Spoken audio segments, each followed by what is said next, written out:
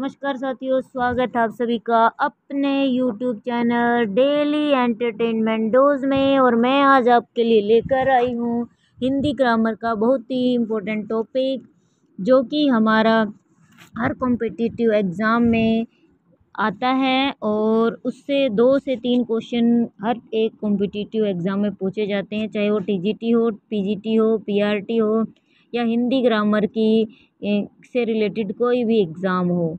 तो आइए शुरू करते हैं। आज का हमारा टॉपिक रहेगा काल से। तो सबसे पहले जानते हैं काल की परिभाषा। तो क्रिया के जिस रूप से उसके होने का समय पता चलता है, क्रिया के जिस रूप से उसके समय का होने का पता चलता है, उसे काल कहते हैं। काल की परिभाषा को निम्नलिखित बिंदुओं के माध्यम से स्पष्ट किया जा सकता है। सबसे पहला है क्रिया के समय का बोध। तो काल का निर्धारण करता है कि क्रिया वर्तमान में है, अतीत में है या भविष्य में हो रही है। दूसरा है विभिन्न प्रकार। जैसे काल के मुख्यतः 3 प्रकार होते हैं: वर्तमान, भूतकाल और भविष्यकाल। तीसरा है संवाद की स्पष्टता। सही काल का चयन संवाद में स्पष्टता लाता है। यह बताता है कि कार्य कब हुआ और जिससे पाठक या श्रोता की स्थिति का सही आभास होता है। चौथा है भाषाई संरचना। काल भाषा की संरचना का एक महत्वपूर्ण हिस्सा है जो वाक्य की अर्थवत्ता को बढ़ाता है। पांचवा सामाजिक संदर्भ। काल का सही उपयोग विभिन्न संदर्भों में विचारों को स्पष्ट करने में मदद करता है, जैसे कि व्यक्तिगत अनुभव, घटनाएं या भविष्य की योजनाएं।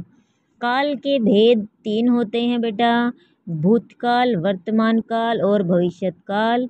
सबसे पहले जानते हैं भूतकाल के बारे में। क्रिया के जिस रूप से कार्य के हो जाने का पता चलता है, यानी कि कार्य हो चुका है, उसे भूतकाल कहते हैं। जैसे अमरेंद्र चित्तौड़गढ़ गया था, युवकों ने गीत गाए थे। भूतकाल के 6 भेद होते हैं बेटा: सामान्य भूतकाल, आसन्न भूतकाल, पूर्ण भूतकाल, अपूर्ण भूतकाल, संदिग्ध भूतकाल और हेतु मध्य भूतकाल।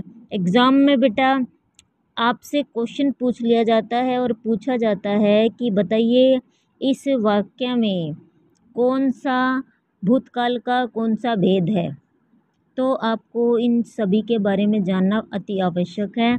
सबसे पहले जानते हैं सामान्य भूतकाल के बारे में। क्रिया के जिस रूप से कार्य के सामान्य रूप में भूतकाल में होने का पता चलता है, उसे सामान्य भूतकाल कहते हैं। जैसे राष्ट्रपति ने साहित्यकारों को पुरस्कृत किया, महिलाओं ने लोकगीत गाए, कुली ने सामान उठाया।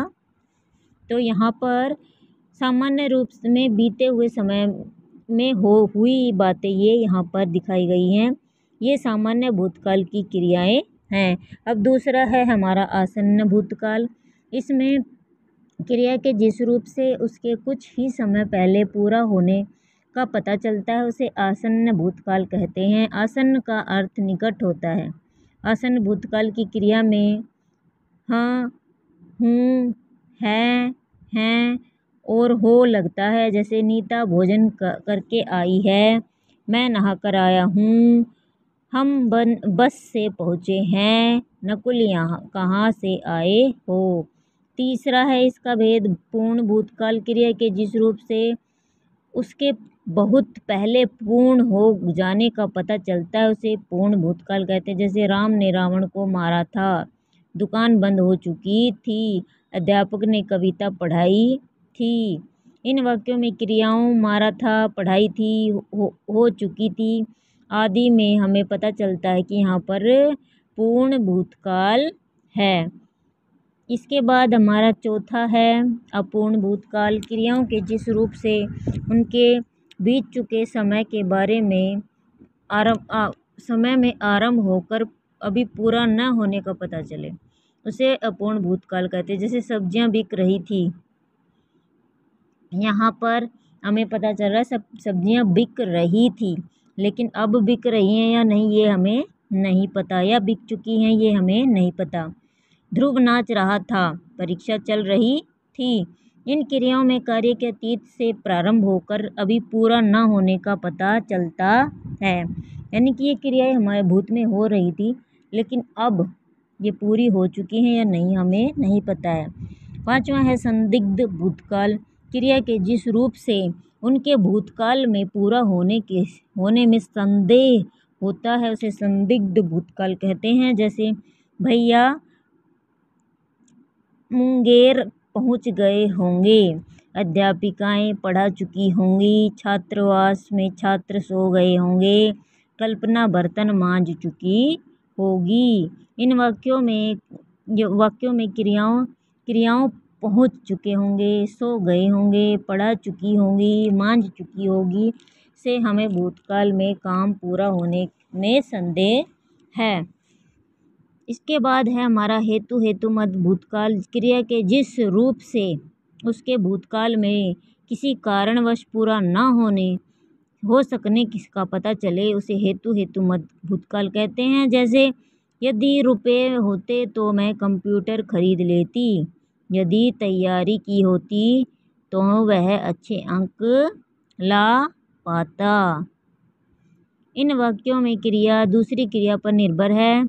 यदि पहली क्रियाएं भूतकाल में होती तो दूसरी भी हो जाती।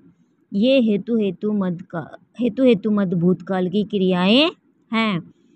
अगला हमारा वर्तमान काल है। क्रिया के जिस रूप से उसके वर्तमान में होने का पता चले उसे वर्तमान काल कहते हैं। जैसे पंडित अयोध्या प्रसाद पूजा कर रहा है, जानकी दास जनकपुर में रहते हैं।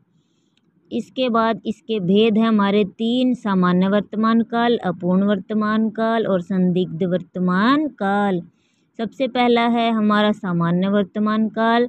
जो क्रिया वर्तमान से सामान्य रूप से होती है उसे सामान्य वर्तमान काल कहते हैं। जैसे देवेंद्र मिठाई खाता है, नानी पूरा करती है, गाय दूध देती है। इन वाक्यों में खाता है, काटता है, करती है, देती है, ये सब क्या है हमारी सामान्य वर्तमान काल की क्रियाएं। इसके बाद है दूसरा अपूर्ण वर्तमान काल। जो क्रिया वर्तमान में हो रही होती है यानी क्रिया संपन्न नहीं हुई उसे अपूर्ण वर्तमान काल कहते हैं। जैसे तोता अमरूद खा रहा है, बच्चा रो रहा है। तीसरा है संदिग्ध वर्तमान काल। जिस क्रिया के वर्तमान समय में होने में संदेह होता है उसे संदिग्ध वर्तमान काल कहते हैं। जैसे नारायण नाश्ता कर रहा होगा, मोनिका कार्यालय में बैठी होगी, बख्शी पत्र लिख रहा होगा, बच्चे पतंग उड़ा रहे होंगे। यहाँ पर लिख रहा है होगा, बैठी होगी, उड़ा रहे होंगे क्रियाएं संदेह है, अतः ये संदिग्ध वर्तमान काल की क्रियाएं हैं। तीसरा है हमारा काल जो है भविष्यत काल। भविष्यत काल के क्रिया के जिस रूप से कार्य के भविष्य में होने का पता चलता है उसे भविष्यत काल कहते हैं। जैसे हम सब एक साथ चलेंगे, लड़के फुटबॉल खेलेंगे, चलेंगे खेलेंगे, यहाँ पर भविष्य में हो रही है क्रियाएं। इसके दो भेद हैं बेटा, सामान्य भविष्यकाल और संभाव्य भविष्यकाल। भविष्यकाल के दो भेद हैं, सामान्य और संभाव्य। सबसे पहले सामान्य भविष्यकाल। जिस क्रिया के रूप से हमें भविष्य में सामान्य ढंग होने का पता चले उसे सामान्य भविष्यकाल कहते हैं। जैसे वैभव दादी जी के साथ जाएगा, जीवन हिंदी में निबंध लिख रहा हो, लिखेगा। इन वाक्यों में आए शब्द जाएगा, लिखेगा, भरेगी तथा करेगा भविष्य में सामान्य रूप से क्रिया के होने की सूचना देते हैं। इसके बाद है हमारा दूसरा संभाव्य भविष्यकाल। क्रिया के जिस रूप से उसके भविष्य में होने की संभावना का पता चलता है उसे संभाव्य भविष्यकाल कहते हैं। जैसे मौसी शायद खिलौने लाए, संभवतः सूरज निकल आए, अध्यापक शायद कहानी सुनाए, शायद पड़ोसी से समझौता हो जाए। इन वाक्यों में क्रियाएं लाए, सुनाए, निकल आए, हो जाए के द्वारा भविष्य में होने की संभावना है। ये क्रियाएं निश्चित रूप से होंगी ऐसा नहीं कहा जा सकता, इसीलिए ये संभाव्य भविष्यकाल की क्रियाएं हैं। तो ये था हमारा आज का काल का टॉपिक। मैंने कोशिश करी है कि आपको एक ही वीडियो में और कम समय में काल के बारे में पूरी जानकारी दे पाऊँ, और आशा करती हूँ मैं सफल रही होंगी। अगर आपको वीडियो पसंद आई है तो वीडियो को ज़रूर लाइक करें, शेयर करें और चैनल को सब्सक्राइब करना ना भूलें। धन्यवाद।